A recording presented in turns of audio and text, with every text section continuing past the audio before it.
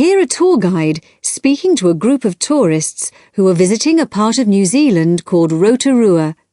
First, you have some time to look at questions 1 to 4. In the exam, you would have 30 seconds to look at the questions.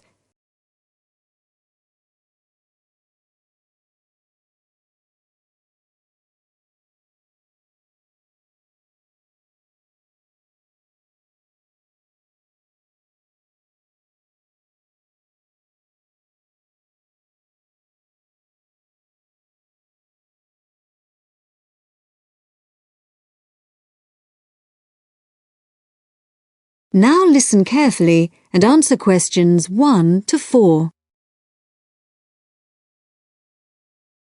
Hello everyone, and I'd like to welcome you all to Rotorua, one of the most famous destinations in New Zealand, where we have a long history of welcoming visitors. I'd like to explain a bit about the geography of this amazing region, famous for its geothermal activity, and tell you what we've planned for your stay. Well, if you'd like to have a look at the map of the region that's in your welcome pack, if you find Lake Rotorua on the top left, the big triangular lake, we've just driven down along State Highway 5, SH5, down the western side of the lake, and then we turned off through the town, and we're here at the Lakes Motel just around the southern tip of the lake, okay?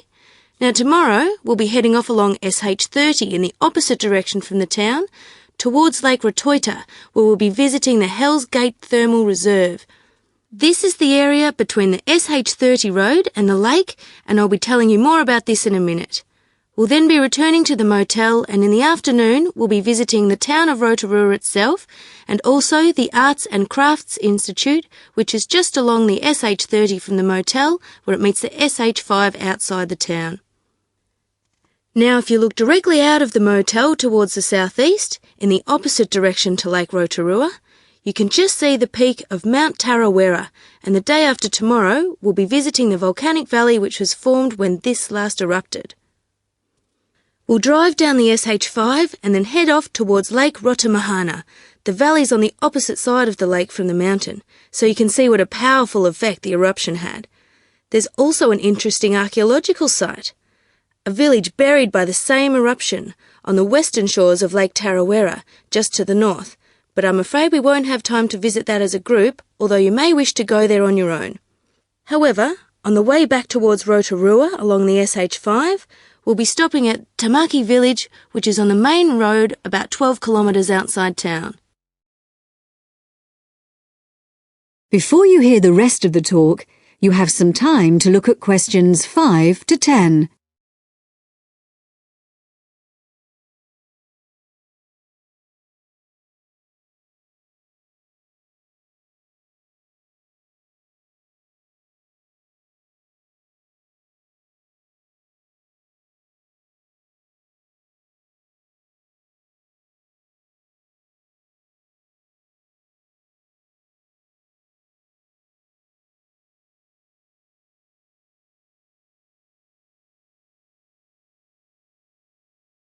Now listen and answer questions 5 to 10. So now let me tell you a bit more about these attractions. Just driving past the lake and through the town, I'm sure you've realised this is somewhere quite different from anywhere else in the world. So tomorrow, we'll start by visiting Hell's Gate Thermal Reserve. This is the most active area of the region volcanically, and you'll see New Zealand's largest boiling whirlpool, where the water is actually 100 degrees centigrade, together with the largest hot waterfall in the southern hemisphere, where it's a more comfortable 40 degrees centigrade, just right for a hot shower. Entry is just $12 for adults and $6 for children. We'll come back to the motel for lunch, after which we'll visit the Arts and Crafts Institute, where you can learn about Maori people who lived here before the Europeans came. There's a display of Maori carving, showing this traditional skill at its most impressive, and exhibitions where you can learn about the use of geothermal waters for cooking food and for medicinal purposes. Entry is free and you'll find plenty to do there for the whole afternoon. The following day we'll be visiting another highlight of the region, the Volcanic Valley. This is a very new part of New Zealand. The valley was formed less than 150 years ago in 1886 when Mount Tarawera erupted violently, completely destroying the beautiful pink and white terraces that used to attract tourists to the region. After lunch, you can take a boat trip to see the volcanic activity at the edge of the lake. That's $25 for adults and $5 for children. We'll then be spending the afternoon learning more about traditional Maori life and pre-European New Zealand at Tamaki Village.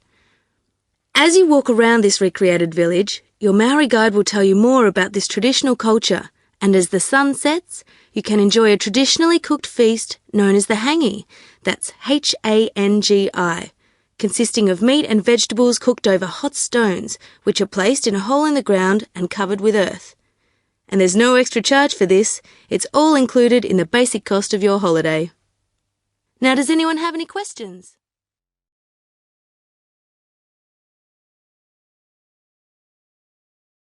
That is the end of part 1. You now have half a minute to check your answers.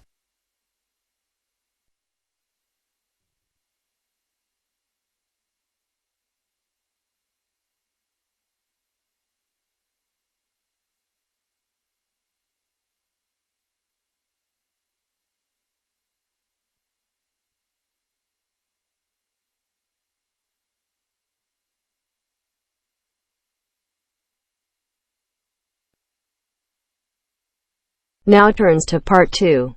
Part 2. You will hear an extract from a talk about employment interviews. First, you have some time to look at questions 11 to 14.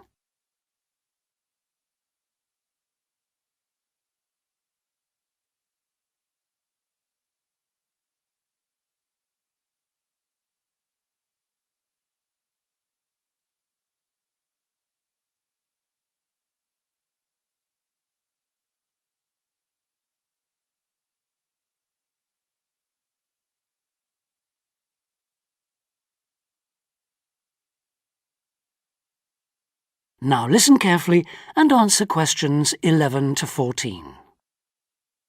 Today I have with me Sandy Richardson of the local Workforce Center, and she'll be talking about that critical step towards the goal of employment, the interview.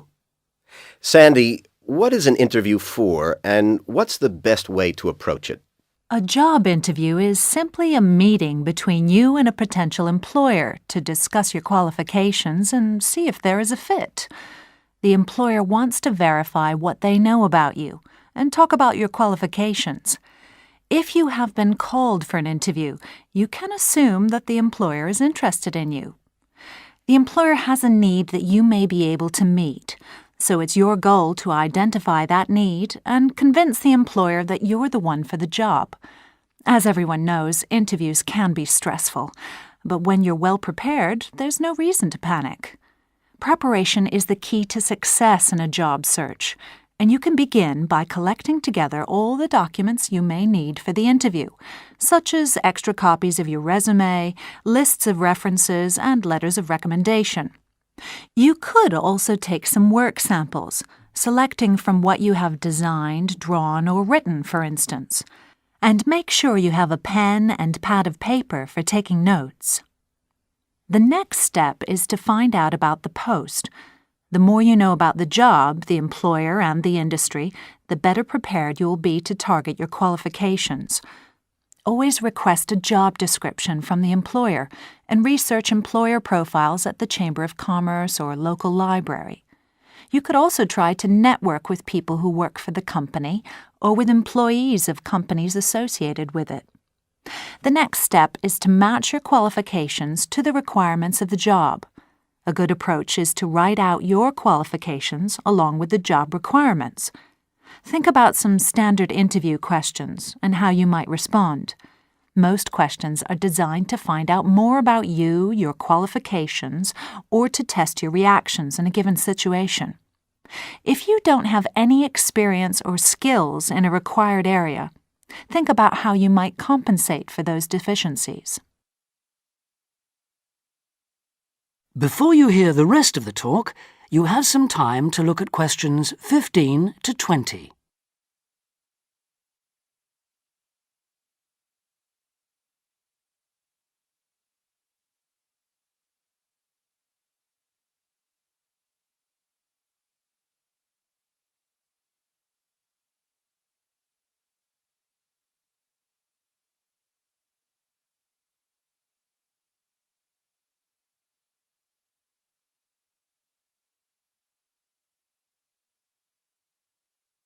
Now listen and answer questions 15 to 20.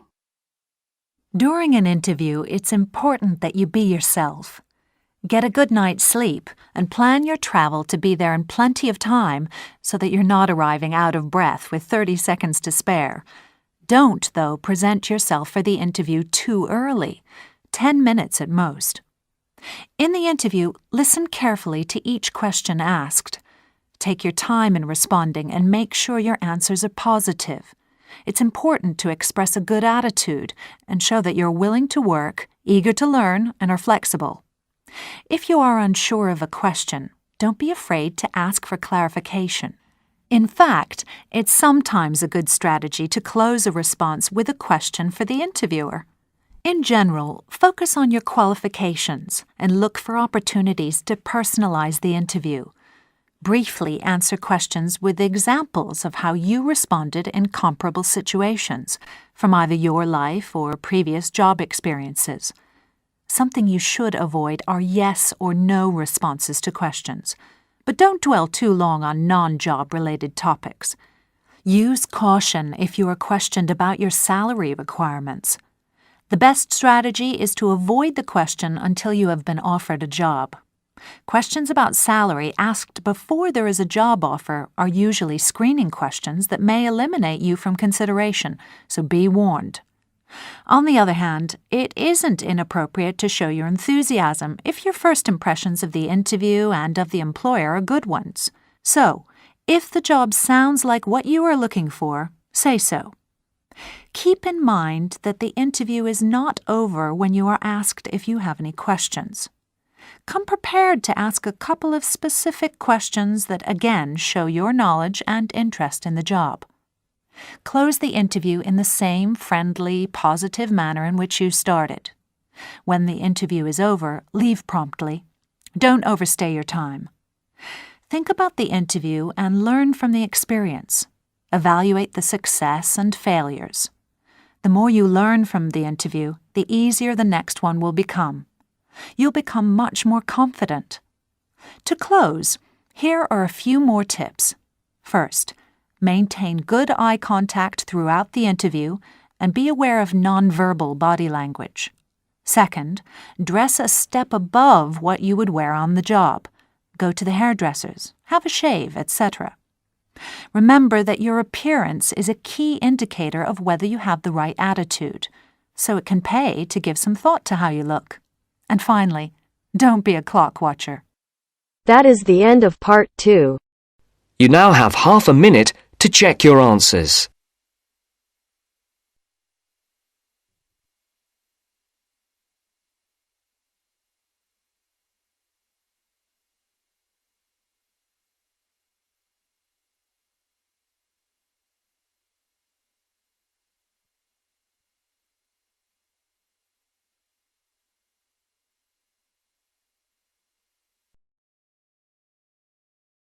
Now turns to part 3. Part 3. You will hear a tutor and some students talking about an assignment. Listen carefully and answer questions 21 to 26.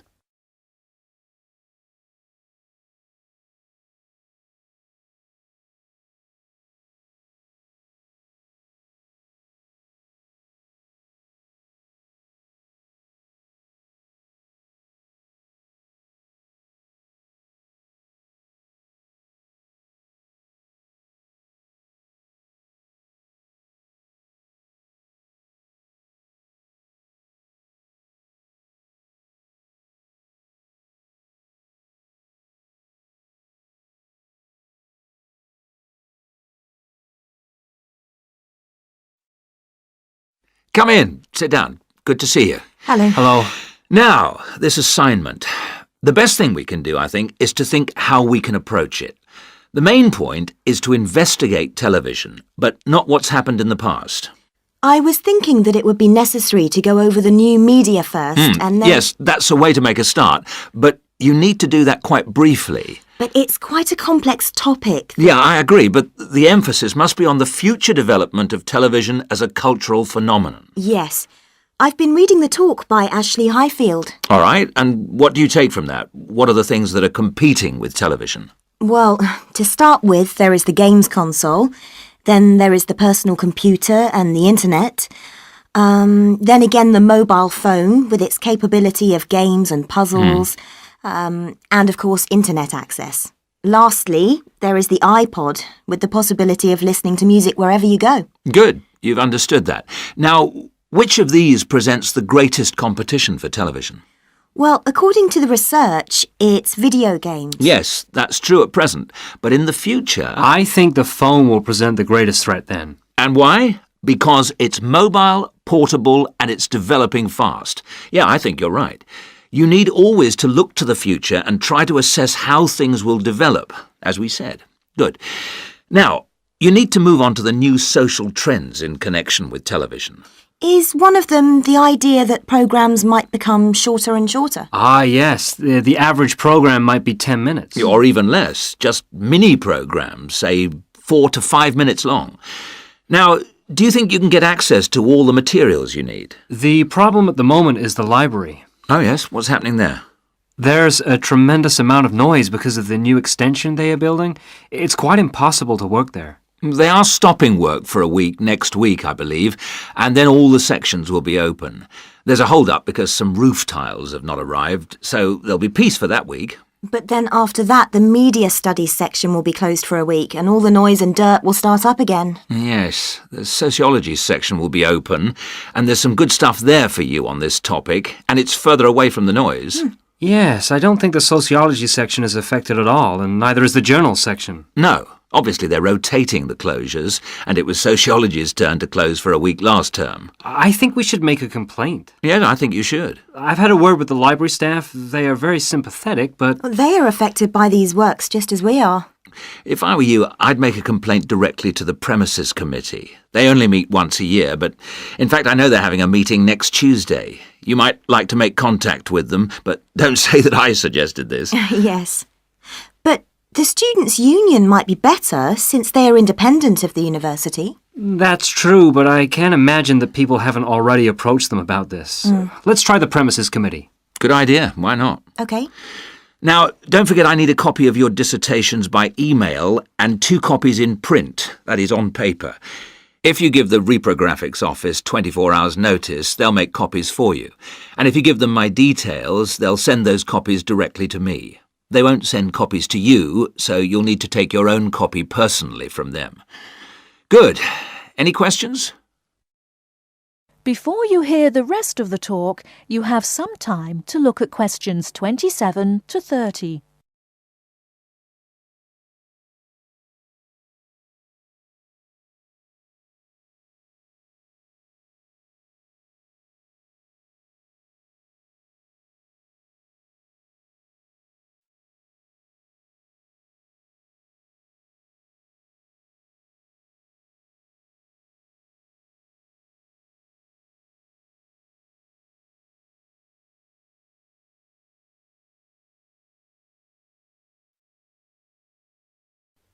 Now answer questions 27 to 30. One little thing was just that I wondered whether we should actually talk about that famous website. You know the one, YouTube. Ah, I was rather hoping you hadn't overlooked that. Good point. It's mostly homemade videos. I suppose you could say that each video is a television version of a podcast. Anything else? Yes, I've got a question, I'm afraid. I'm not completely clear about the exact meaning of culture, as we are using it in this subject. Well, Mrs. Jones is giving a lecture on culture and society in the University Theatre. It's on Wednesday at 10 a.m, and you can learn all about it there, I'm sure. Can you give us that again, please? Yes, that's Culture and Society. It's in the University Theatre. And let me just check the time. Yes, here it is. 10 a.m. on Wednesday. She'll be giving a very thorough discussion of the issues in defining what culture means. Right. That's good. The thing is, the reading list confused me a bit. One thing that occurred to me was that it might be broken down into subsections for future students. Yes, that's a fair point. I'll bear that in mind. Now, don't forget, you need to do the reading and finish the assignment by the 4th of July. Is that okay? Fine. Thank you very much.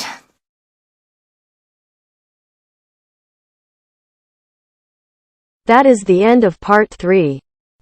You now have half a minute to check your answers.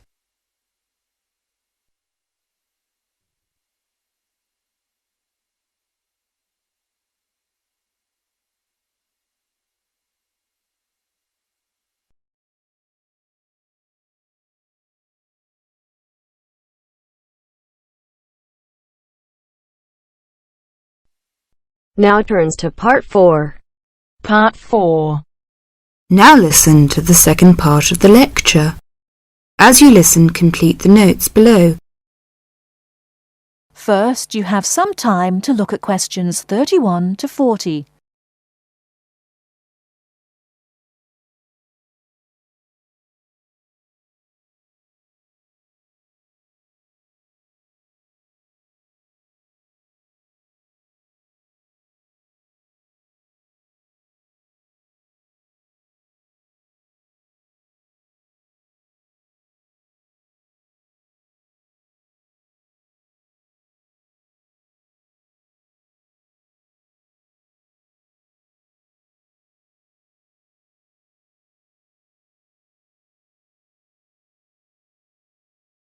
Now listen carefully and answer questions 31 to 40.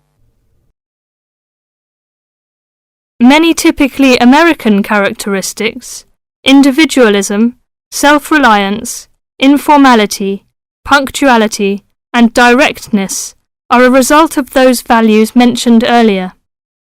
Other national traits could also be identified, however. 1. Americans cooperate.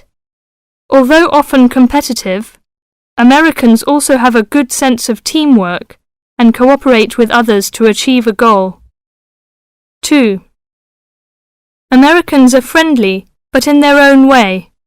In general, friendships among Americans tend to be shorter and more casual than friendships among people from other cultures. This has something to do with American mobility and the fact that Americans do not like to be dependent on other people. Americans also tend to compartmentalize friendships, having friends at work, family friends, friends on the softball team, etc. 3. Americans ask a lot of questions, some of which may to you seem pointless, uninformed, or elementary. Someone you have just met may ask you very personal questions. No impertinence is intended. The questions usually grow out of a genuine interest. 4. Americans tend to be internationally naive. Many Americans are not very knowledgeable about international geography or world affairs. They may ask uninformed questions about current events and may display ignorance of world geography. Because the US is not surrounded by many other nations, some Americans tend to ignore the world. 5. Silence makes Americans nervous. Americans are not comfortable with silence. They would rather talk about the weather than deal with silence in a conversation. 6. Americans are open and usually eager to explain. If you do not understand certain behavior or want to know what makes Americans tick, do not hesitate to ask questions. Just as values and traits differ somewhat from one culture to another, so do the personal habits associated with good manners and courtesy.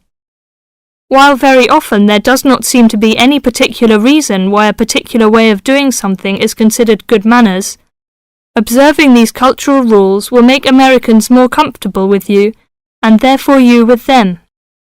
It is, of course, impossible to cover all the possibilities here. If you are unsure in a situation, just ask. Americans like to be helpful. 1. Queuing up or lining up is essential. Courtesy requires that you do not push from behind, stand next to the person being helped, or cut into a line. If you should accidentally bump someone, you should say, "Excuse me." 2. Americans blow their noses into a tissue. Spitting, clearing phlegm, or sniffing as from a cold are considered rude. 3. It is considered poor manners to slurp, chew noisily, or open your mouth while chewing. 4. Questions are seen as a good way of getting acquainted, but questions about a person's age, financial affairs, cost of clothing or personal belongings, religious affiliations and sex life are considered too personal for questioning, except between very close friends. 5. Men generally do not hold hands or link arms in public with other men. This is somewhat more acceptable between women and quite common between men and women. Now, a few words about personal safety. Unfortunately, in the US, one must be aware of crimes. It is wise to be especially careful until you are familiar with the community in which you live. Remember that good judgment and common sense can significantly reduce chances of having an unpleasant and perhaps harmful experience. Basic safety rules include the following.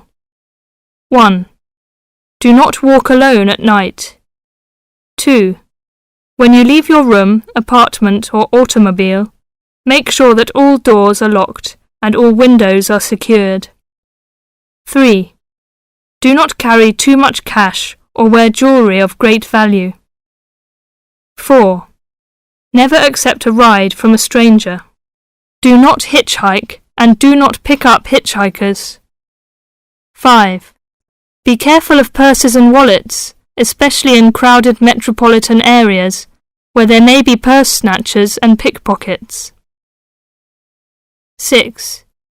If a robber threatens you, at home or on the street, try not to resist unless you feel that your life is in danger and you must fight or run away. Give up your valuables as calmly as you can and observe as much as possible about the robber to tell the police when you report the crime. A final note. Keep an open mind. Don't judge what you see as right or wrong, but make it a challenge to try to understand the variety of American behaviours which you may observe. You certainly do not have to participate in something you disagree with, but you can try to understand it. This will help you build an attitude of intelligent and liberated respect for cultures, both your own and others. That is the end of part 4. You now have half a minute to check your answers.